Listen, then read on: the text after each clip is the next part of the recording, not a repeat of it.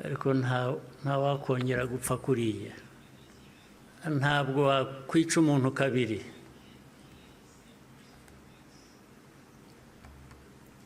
Ubigerageje azakwica mbere yo kumwica. Ubwo turi aha mutureba, bamwe bajya bashinyagura bavugira hanze. Igihugu cyose, igihugu cy'u Rwanda ureba, ntabwo gishobora gupfa kabiri.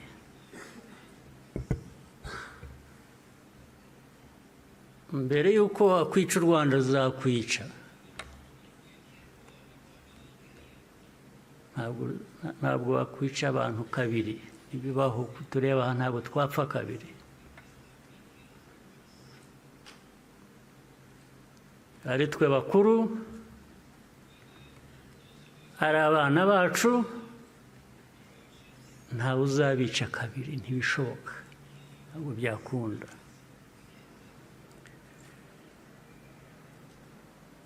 Tuzabaho nk'uko abantu bakwiriye kuba babaho, nk'uko abandi abari bose babaho, byanze bikunze, ntawe twabisaba kubaho, ntawe.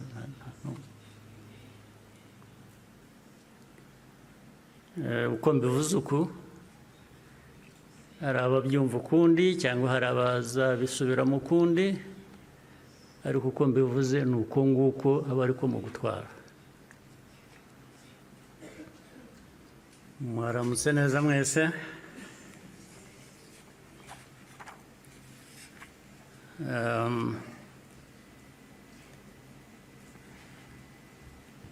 Ngira ngo mpere ku ingingo yo kuvuga ubuhamya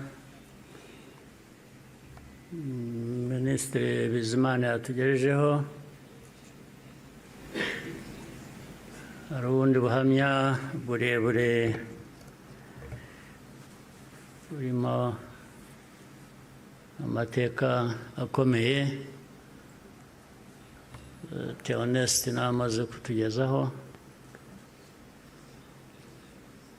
Ibyo twumvise byose bifite aho bishingiye, ni ukuri. Abafite uko babihakana cyangwa babihakanya, ngira ngo bafite akazi gakomeye kugira ngo uhindure amateka nk'ayo y'abantu nk'abandi, uyagire uko ushaka, yaba mu gihugu hano, byaba hanze, cyane cyane niba bakunze guhindura aya mateka yacu ku mpamvu zitandukanye.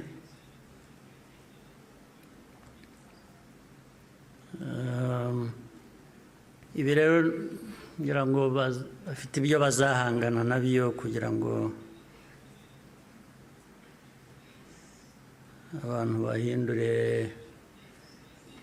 amateka nk'aya bayavuga ukundi. Ariko icyo navuga nk'ibyo Theoneste yavuze,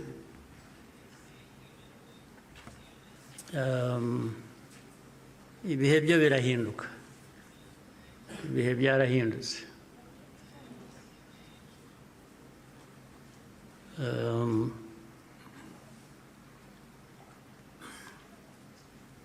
Nta uzongera gupfa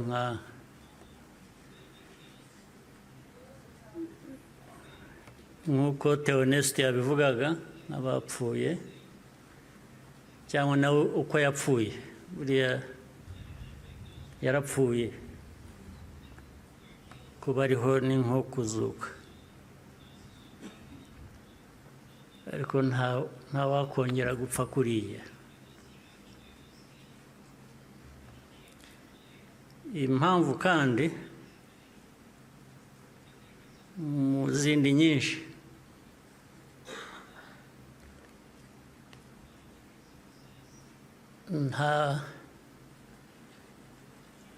Ntabwo wakwica umuntu kabiri.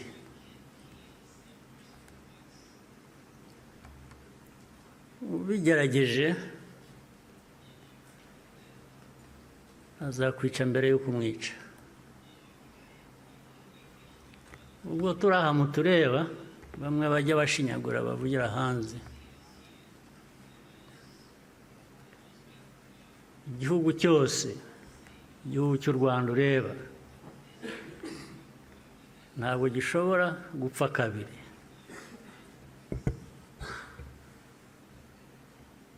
Mbere y'uko wakwica u Rwanda azakwica. Ntabwo wakwica abantu kabiri. Ibibaho tureba aha ntabwo twapfa kabiri.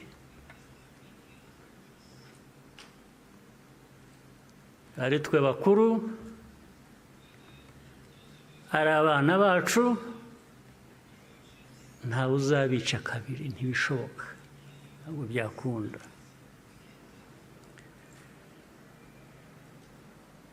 Tuzabaho nk'uko abantu bakwiriye kuba babaho, nk'uko abandi abo ari bo bose babaho. Byanze bikunze, ntawe twabisaba kubaho, ntawe.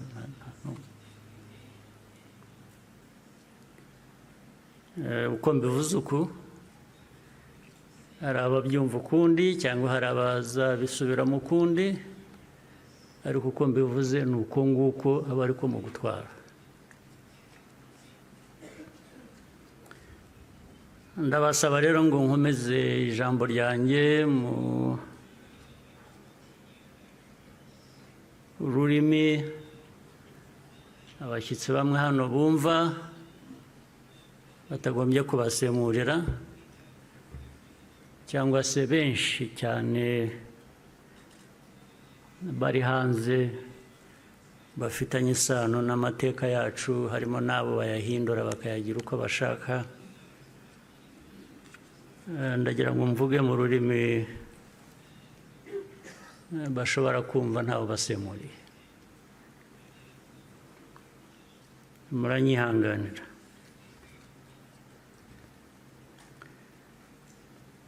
Today, we gather again in remembrance to everyone present and watching online. Thank you for joining us on this important day.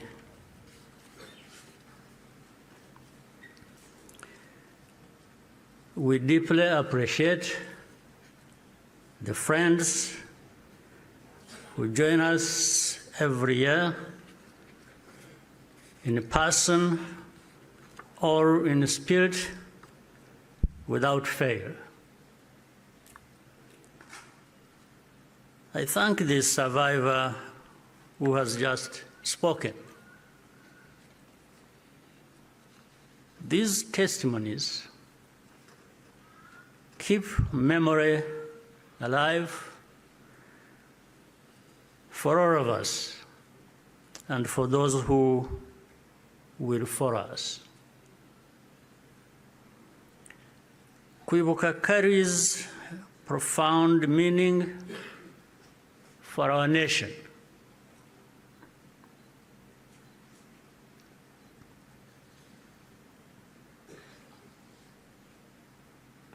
It is how we confront and overcome the divisions that nearly destroyed us.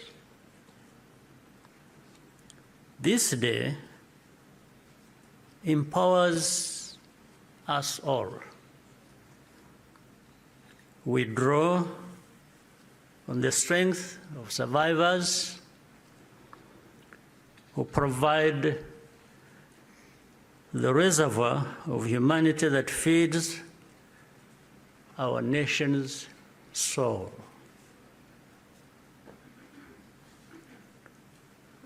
To all survivors, know that you are not alone. We stand with you always. Everything we have achieved was only possible because all Rwandans decided to join hands in a common purpose. We honor the role played by every Rwandan in our country's rebirth.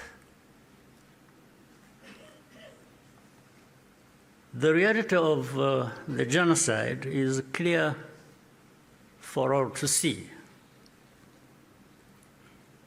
The ringleaders were convicted in international courts with rigorous evidence. The Gacaca process documented the course of the genocide in every single village and neighborhood in Rwanda. Over 50 million handwritten pages were produced during the 10 years of Gacaca.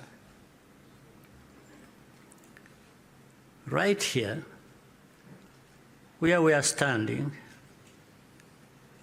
250,000 victims of the genocide are laid to rest.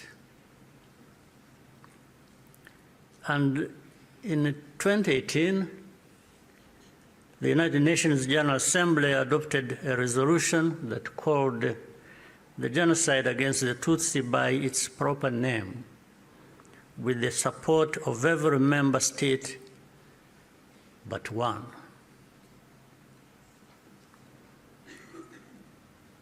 The truth is undeniable, and yet we still find people sowing doubt and twisting the facts up to today.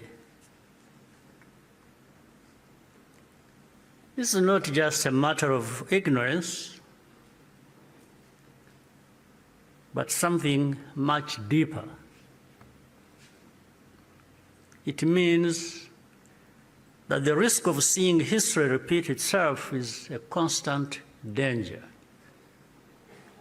If we allow ourselves and our friends to become indifferent. Genocide denial begins long before the genocide itself is committed.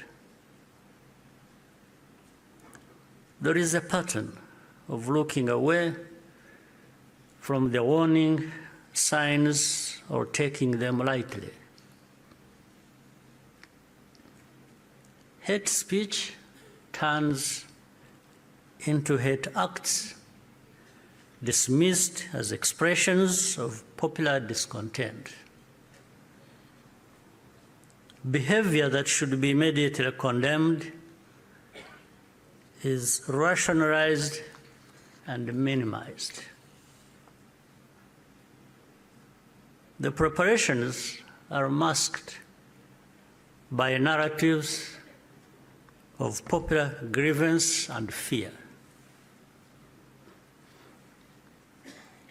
In the process, a moral equivalence is created between the targets of the genocide and the planners of it. All of these elements were present in our own story. There are some who pretend that the genocide against the Tutsi was a spontaneous event. That's not true. It was carefully prepared and carried out in plain sight.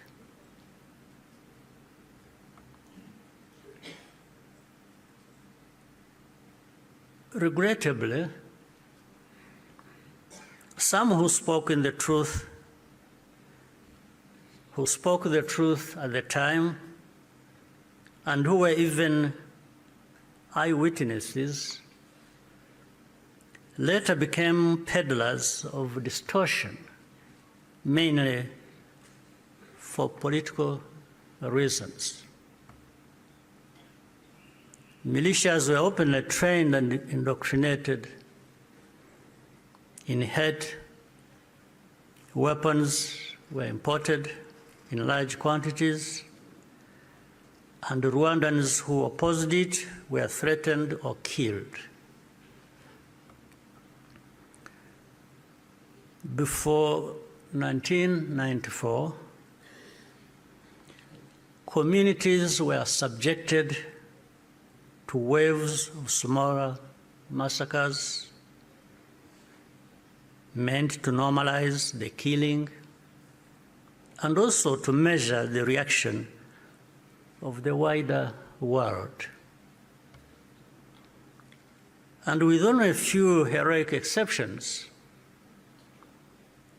the world was unconcerned until it was too late.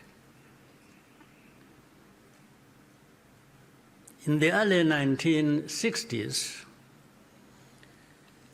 after countless Tutsis were killed or forced into exile, international voices such as Bertrand Russell, to name just one, described it as systematic extermination. The pattern continued in the 1980s and early 1990s. When Tutsi communities such as the Bagogwe in the northwest were targeted in organized attacks,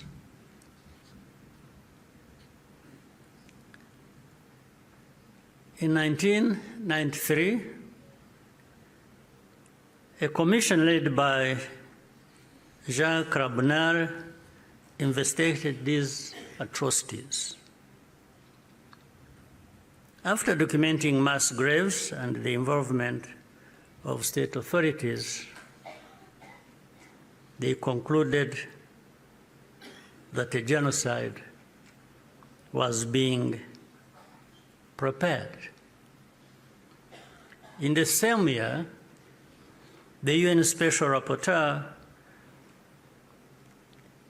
Bakri Weli Ndiaye, warned that organized propaganda portraying the Tutsis as enemies was spreading openly, helping prepare the population for mass violence. In January 1994, the Command of the United Nations Mission in Rwanda sent a fax back to headquarters in New York with detailed intelligence that in Interahamwe were stockpiling weapons and compiling lists of Tutsis to be killed. He was then ordered to share the information with the very government which was preparing the genocide and to take no further action. And sadly, the reaction today is no different here in our region. And you can see it right before our eyes. When the genocide began, the nature of the crime was immediately obvious. All Tutsi were targeted because of their identity,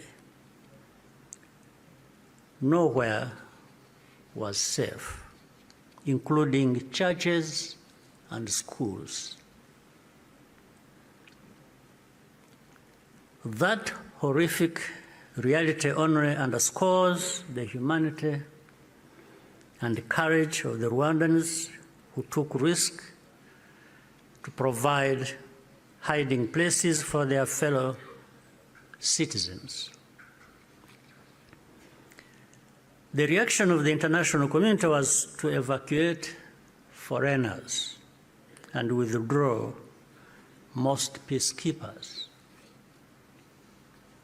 At Eto, Kichikiro, when the peacekeepers withdrew, thousands of desperate Tutsi were left to die. Such scenes were repeated across the country. If these forces had instead been supported to protect Rwandans, the killers could have been deterred and many people would still be alive.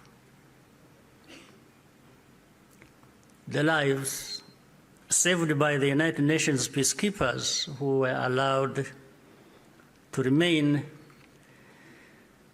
makes clear how much more could have been done with political will. Even as the killings accelerated, the language used to describe what was happening itself became a matter of calculation. Genocide is defined in international law precisely to create an obligation to act. To witness such a crime and deliberately refuse to use the term is, in effect, genocide denial, perhaps even a form of aiding and abetting. The technology existed to disrupt the radio broadcasts that directed the killings. The planes capable of jamming those signals were available. Officials even calculated the hourly cost of the mission. In the end, the operation was deemed to be too expensive and potentially also a violation of Rwanda's sovereignty. So the cost was more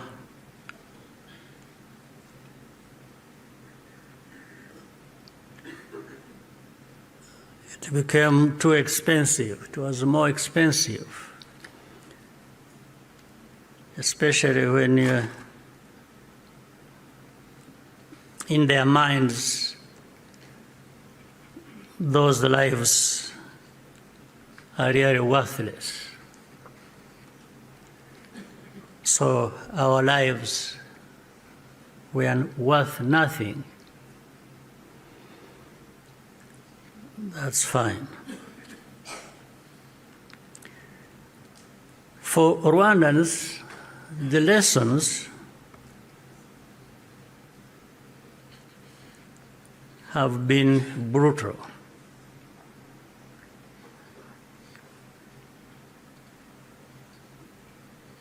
And those lessons have not been forgotten. If our lives do not happen to align with someone else's interests, they are not worth saving. That's fine. And so it had to be the Rwandan Patriotic Army that led the campaign against the genocide and ended it our deepest source of grief was always that we could not arrive earlier. This is a simple truth of history, which many today still have reservations about acknowledging for reasons we do not and maybe will never understand. The culture and character of today's Rwanda Defense Forces, RDF, was forged in those dramatic moments. It guides the conduct of our forces who serve abroad excuse me, in peace-building missions, earning universal respect. Indeed, no sanctions or insult from outside can ever tarnish the honor and integrity of Rwanda's defense and security forces, who are among the finest that can be found anywhere.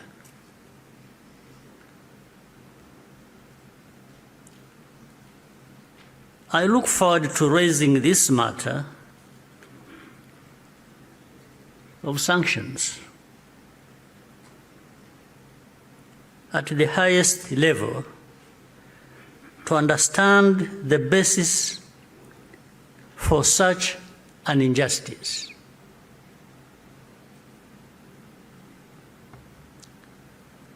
Rwandans understand the cost of tolerating extremism, and our central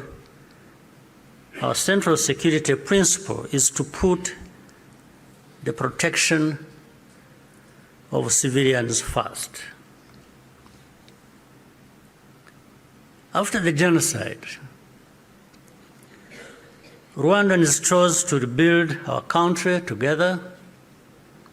With that came a promise to never let the politics of genocide take root ever again.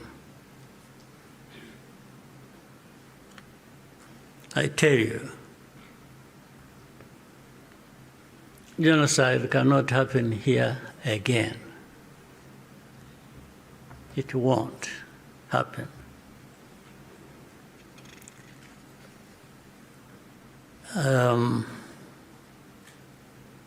Even with those noises you hear in the region of people gathering from Europe, from wherever, and meeting in Kinshasa and bringing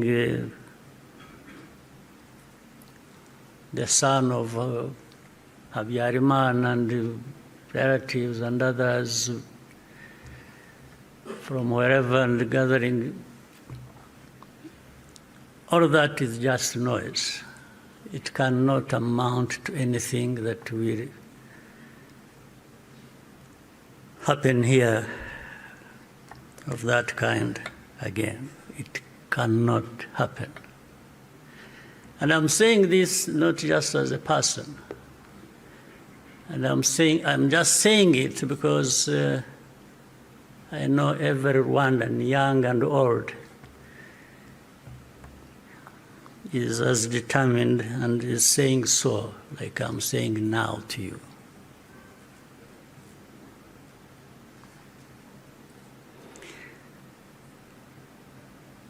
Along the way, Rwandans faced constant criticism and many attempts to twist our history.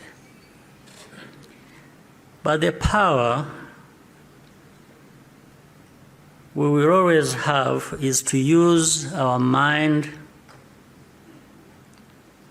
to see the truth and our voices to speak up when something is not right. You can never silence us in whatever form. We must be clear about the dangers that remain. When the genocidal government collapsed in July 1994, the soldiers and the militia fled across the border into DRC, forcing millions of civilians along with them.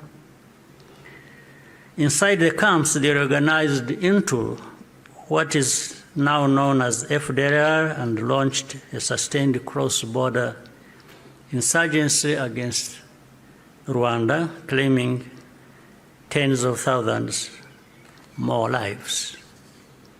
This was the period known as the Abacengezi insurgency, and the western border was only fully secured by the end of the 1990s through the combined efforts of our army and the brave residents of those areas. And since then, our defensive measures have been aimed at ensuring that such attacks can never again be made across our borders. This is not a problem that should be left to Rwanda alone. Doing so only rewards those behind the threats, while Rwanda is penalized for standing up for itself. Imagine a farmer whose field catches fire. At first, the flames are small. A few neighbors think it does not concern them. Others say the wind will change and the fire will die out on its own.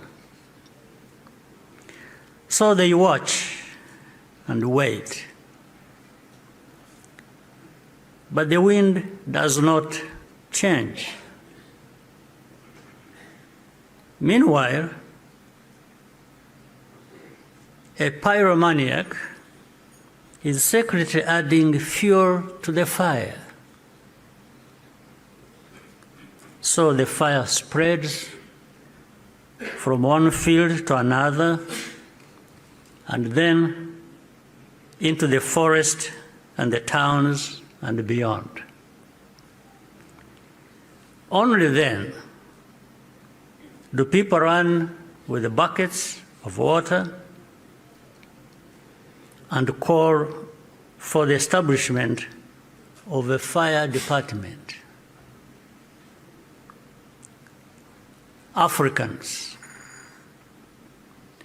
more than most, should understand that the danger of moral passivity in the face of hatred and violent extremism.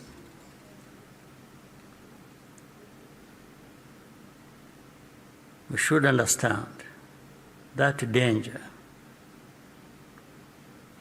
especially in the face of hatred and violent extremism. Africans, more than most, we must be reminded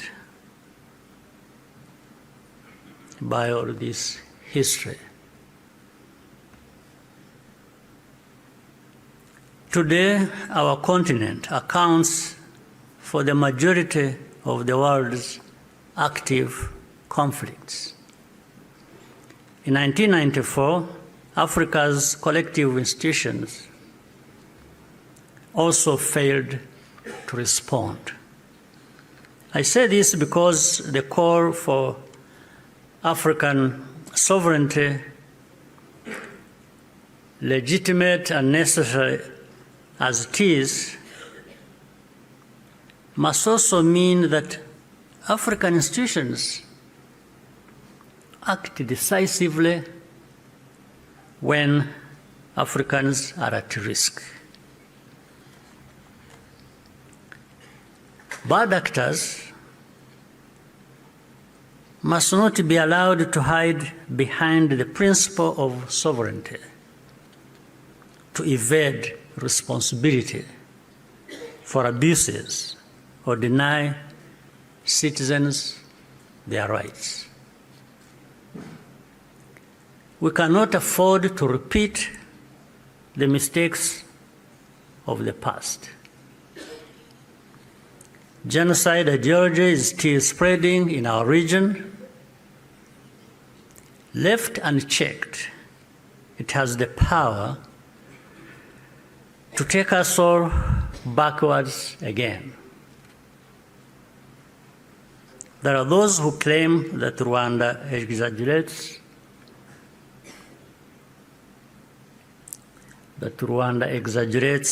these concerns, or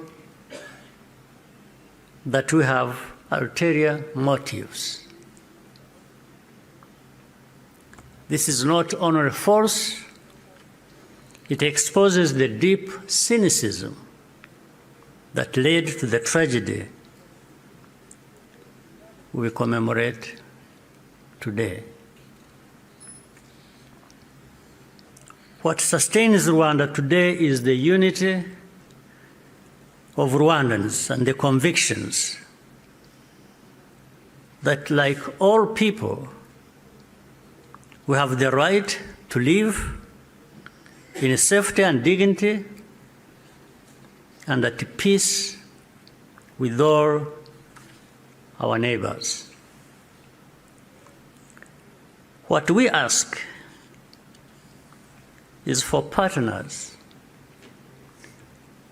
to join with us to fight extremism, rather than punishing Rwanda for defending itself. We owe future generations of Rwandans more than survival. They deserve to inherit a secure, united, and bold country and an integrated and confident Africa. We invite you to stand with us in remembrance and also in action. I thank you